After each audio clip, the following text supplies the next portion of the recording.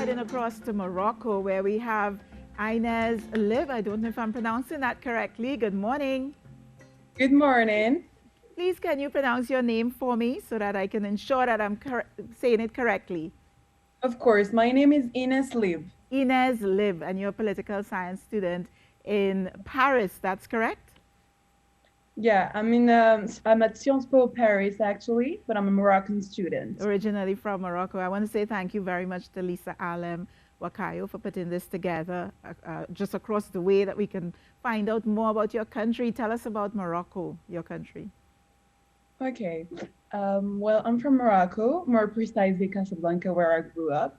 And Morocco, to talk about geography, has a coast by, it's a North African country that has a coast by the Atlantic Ocean and reaches Mediterranean Sea. So it has border with Algeria, Spain in the north. So Morocco is wild significant influence in both Africa and in the Arab world, because we're an Arab country, and it's considered as a regional power and middle power in Africa. Indeed, Morocco is a member of the Arab League, the Union for the Mediterranean Sea, and the African Union too. So, I wanted to find out a bit more about, you know, the culture, the foods. You hear about Moroccan food and it sounds all exotic. What sort of foods you guys are known for? Of course. Well, the meal we're really famous for is couscous, which is our a predominant part of our culture. Yeah. So you all should know that tourism is one of the most important sectors in Moroccan economy. So we have a lot of tourists that come to Marrakesh, which shows the great culture of Morocco, traditional sculpture.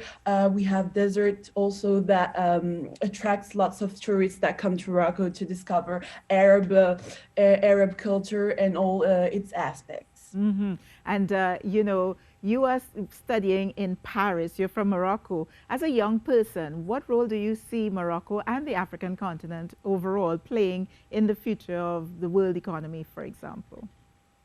Of course. So, well, I decided as a political science student to specialize in my first year in the European and African relations. So we study in my university various relations through between African countries and Morocco. So we can see that my country and other African cultures enhance strong relationships. So it has engaged in regional diplomacy between various African countries.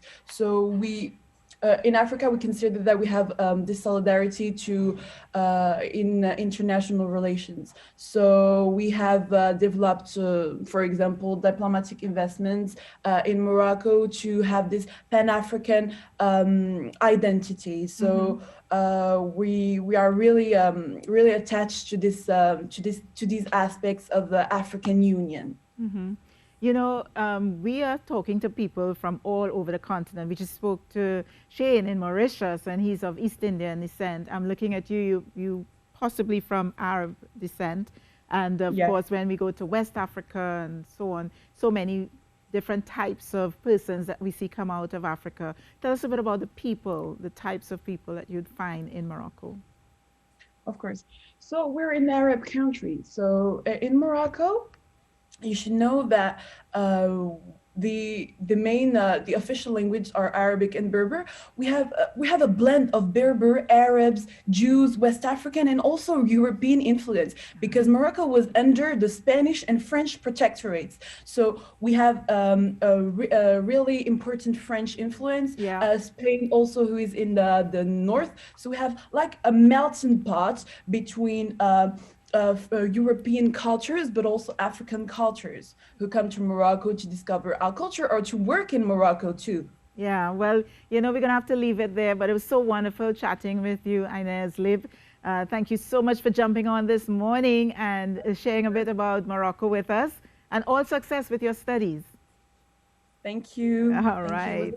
There you go. African History Month, bringing the program to an end this morning.